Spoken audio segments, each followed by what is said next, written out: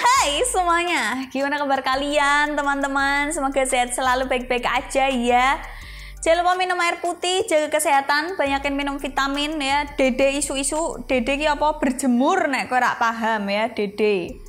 Ora paham sih goblok ya berarti ya. Enggak bercanda ya. Dede itu berjemur ya jam 9, jam 10 boleh lah ya. Enggak kalau nggak sempat tiap hari, aku ngerti kowe mesti tangannya kawanan ya toh. Enggak apa-apa 2 hari sekali pokoknya kalau sempat gitu ya, kalau inget ya. Semoga kata-kataku tuh terngiang-ngiang di otak kalian. Kata Mbak Ade harus berjemur tiap pagi gitu ya. Biar kalian tuh sehat gitu kan. Hari ini aku mau ngasih tahu kalian sharing. Aku mau ngasih tahu ke kalian cerita seseorang tentang kisah atau perjalanan hidupnya sebagai seorang sugar baby. Sugar baby itu apa sih, Mbak? Yang kalian sering dengar itu kan sugar daddy ya, atau om-om ya kasarannya. Nah, sugar baby itu wong sing diopeni. Jadi open-openane iki jenenge sugar baby. Ya kan? Apakah di sini ada yang termasuk sugar baby ya? Kita dengerin dulu ya. Ceritanya seperti apa? Oke. Saya seorang sugar baby sejak tahun 2017 sampai sekarang. Ini sharing ya guys, bukan aku. Alasannya klise, ya karena tuntutan ekonomi.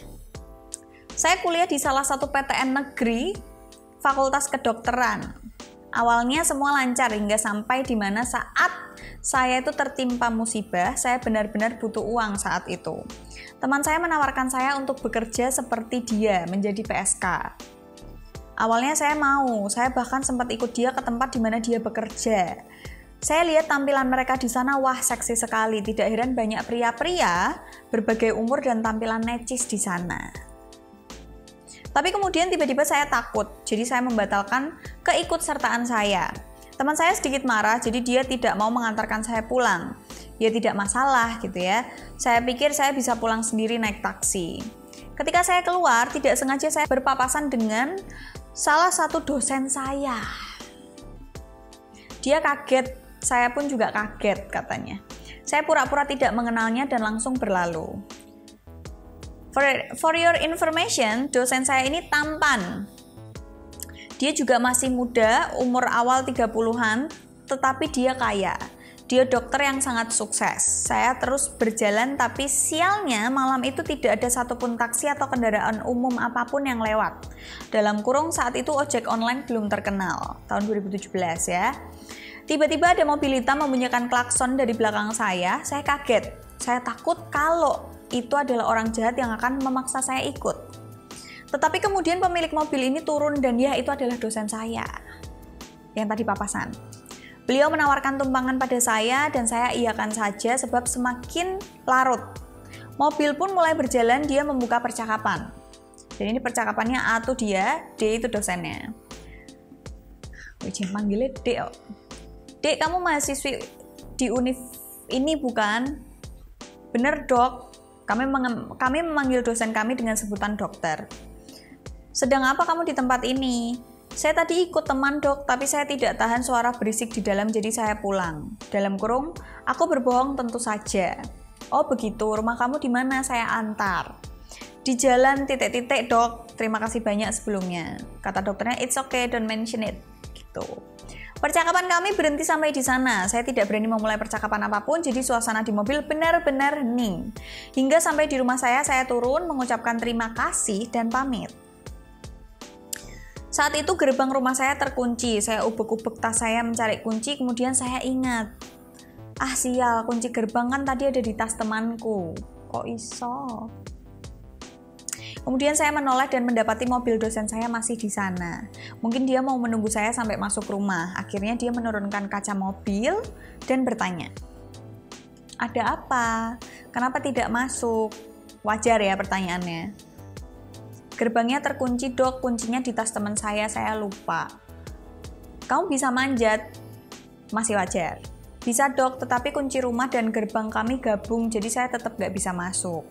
Lalu gimana? Masa kamu mau semalaman di luar sini? Ya udah, ayo ikut saya. Ayo ikut ke rumah saya saja.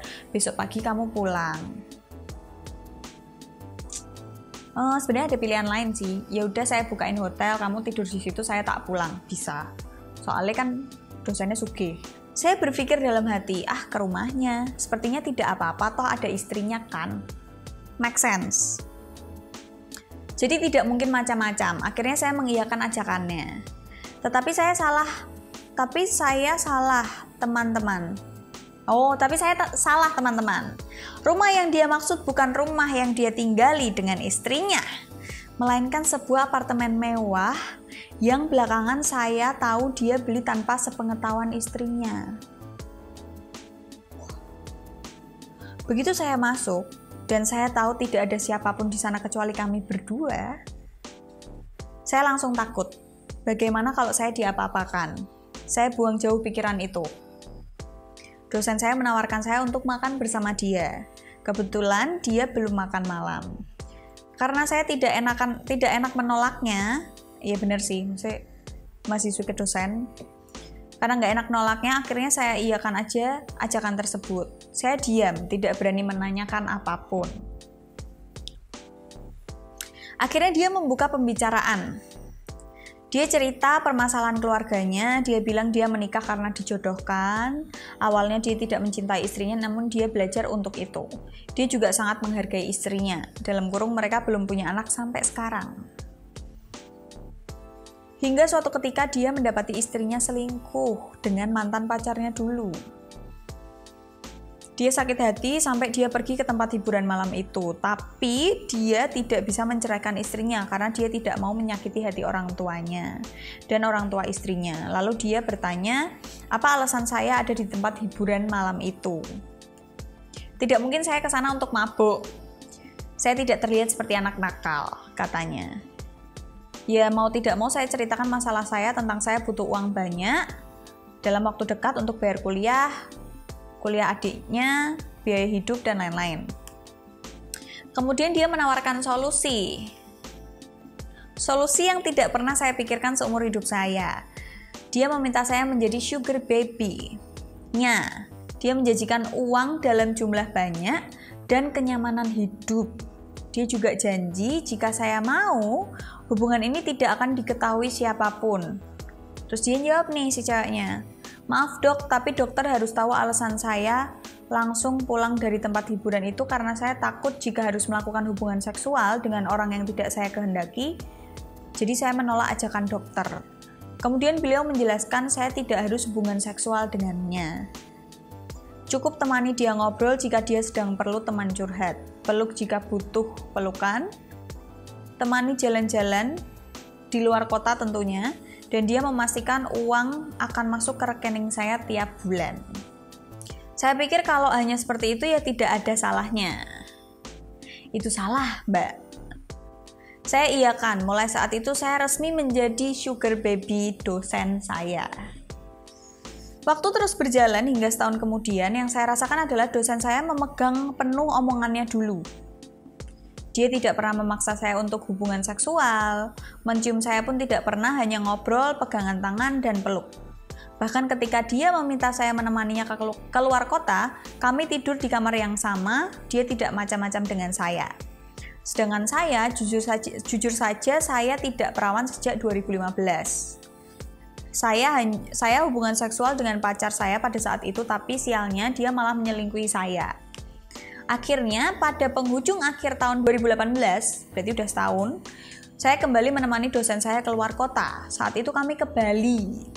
Di sanalah akhirnya saya melakukan hubungan seksual pertama kalinya dengan sugar daddy-nya. Karena saya pikir saya harus membalas kebaikan-kebaikan dia. Uang yang saya terima sampai saat ini benar-benar banyak, bahkan sampai saya dibelikan mobil olehnya. Ternyata usut punya usut, beliau sudah bertahun-tahun tidak hubungan seksual dengan istrinya. Karena sakit hati beliau melihat istrinya sendiri pun dia sudah tidak nafsu. Jujur saja saya tidak mencintai sugar daddy saya, tapi saya menghormatinya sebagai orang yang sudah membiayai hidup saya. Hubungan kami murni sebagai teman atau mungkin friends with benefit. Ya begitulah. Saya pernah bertanya kenapa dia tidak mencari sugar baby lain. Saya bisa bantu kalau dia mau, tapi dia bilang dia bukan hanya perlu teman diranjang, tapi dia perlu teman yang bisa diajak ngobrol, pintar, nyambung, dan seru. Sehingga dia bisa lupa dengan masalah-masalah pribadinya dan dia menemukan itu semua di saya. That's why dia begitu memperhatikan saya, mencukupi hidup saya hingga hidup saya benar-benar mewah. Sebagai wujud dari rasa terima kasihnya kepada saya atas kesediaan saya menjadi temannya. Ya begitulah, hingga saat ini tidak ada yang tahu hubungan saya dengan beliau. Apabila berpapasan di rumah sakit, kami juga kerja di rumah sakit yang sama, atau kampus, kami akan pura-pura tidak kenal dekat, hanya saling tegur biasa saja, sebab siswa wajib hukumnya menegur dosen yang lewat apabila berpapasan. Tidak ada yang tahu bahwa di luar itu hubungan kami adalah sugar daddy x sugar baby. Saya hanya mau curhat, teman-teman, apakah ada pelajaran yang bisa diambil dari cerita saya? Saya rasa tidak, jangan ikuti saya. Seenak apapun hidup saya sebagai sugar baby, saya tetap merasa was-was setiap waktu. Saya takut bagaimana kalau ada yang tahu tentang hubungan ini, tapi untuk sugar baby di luar sana, hey kalian, jangan hanya mengandalkan penampilan dan kehebatan diranjang kalau mau disayang oleh sugar daddy kalian. Kalian harus pintar, gunakan otak kalian agar kalian benar-benar tidak digantikan oleh perempuan lain yang jauh lebih muda dan cantik. Gunakan otak kalian. Kalau gunakan otak kalian nggak akan jadi sugar baby dong. Kalau dengar cerita mbaknya ini, endingnya dia bungkus positif ya, seolah-olah nggak salah gitu ya. Tapi menurutku itu tetap salah. Maya ODN ngasih nasihat gunakan otak kalian biar kalian tidak tergantikan oleh wanita lain yang lebih cantik gitu ya. Tapi kalau dia pakai otak, ya harusnya dia nggak jadi sugar baby. Pertama itu. Kedua, mahasiswi kedokteran, at least otaknya di atas rata-rata, nggak kayak aku lah intinya. Ya pasti dia lebih bisa mikir, lebih paham tentang kehidupan, lebih banyak skill tentunya, apalagi mahasiswa kedokteran ya, terkenal masuk kedokteran itu sulit ya, harus pintar, harus pandai ya kan, IQ-nya juga nggak mungkin IQ jongkok gitu ya. Masih banyak cara untuk kalian dapat duit kok, selain jadi simpenan orang ya. Maeho alasannya si sugar daddy-mu kuwi aku sudah tidak cinta dengan istriku, tidak pernah berhubungan seksual. Kowe iki apa reti apa ning manuke ana tulisane manuk ini tidak pernah digunakan. Kan ya rak mungkin. Ra ono tatone to? Ora tau ndelok to manuk ditato. Ya enggak? Ya, banyak cara untuk kalian itu mendapatkan uang. Ya, sekarang ada trading bisa dipelajarin, banyak forum-forum untuk ngajarin itu. Ya kan, main saham ya toh, atau jadi reseller tanpa modal. Ya kan, kalian buat mbaknya dokter, ya ampun utekmu mosok ra iso nggo mikir sih. Nah, apalagi kalau dokter nanti lulus, emang duit yang dibutuhin banyak, tapi setelah itu kalian bisa nyari duit yang lebih banyak gitu loh, dan nggak harus jadi sugar baby. Ini ada pesan nih buat orang-orang di luar sana, guys. Aku kan juga, maksudnya aku tuh berteman, memilih teman, iya, tapi aku mau untuk kenalan sama semua orang, apapun backgroundnya. Dan banyak juga aku kenalan sama orang yang emang dia jadi simpenan laki-laki yang sudah berumah tangga, udah punya istri, udah punya anak gitu loh. Dan kalian harus tahu satu hal, wanita simpanan hidupnya tidak akan pernah merasa cukup. Wanita simpanan hidupnya akan selalu merasa kesepian. Hidupnya akan was-was, selalu dibayang-bayangi oleh rasa ketidakadilan. Karena semua wanita di dunia selalu ingin menjadi nomor satu, satu-satunya dan yang utama. Ngerti nggak? Ya. Apalagi kalian, ini untuk sugar baby di luar sana. Kalian tahu kalau kalian itu nomor 2. Ya, di otak kalian tuh kalian tahu kalian itu nomor 2. Dan kalian secara tidak sadar, kalian pasti berusaha ingin menjadi yang pertama, menggeser orang yang ada di barisan paling depan untuk menjadi satu-satunya.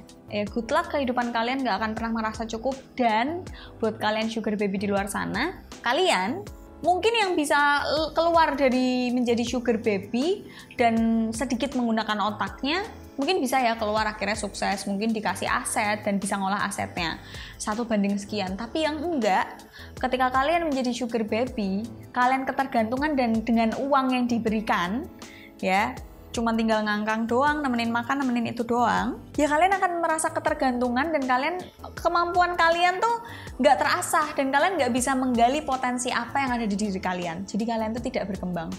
Endingnya apa? Ya wes ngangkang tok. Endingnya penyakitan. Bejomu nek entoke sing resikan, nek ora mati yo. Gitu aja teman-teman, semoga cerita ini menginspirasi ya. Pengalaman ini semoga menjadi inspirasi buat kalian. Jadi kalian gak harus nyoba, tapi udah tahu, udah paham, oh ternyata begini. Boleh juga dari kalian yang punya cerita yang sejenis ya, mirip-mirip, bisa langsung tulis di kolom komentar. Gitu aja konten kali ini. Don't forget to like, comment, and share videonya ke teman-teman kalian. See you in the next video. Bye.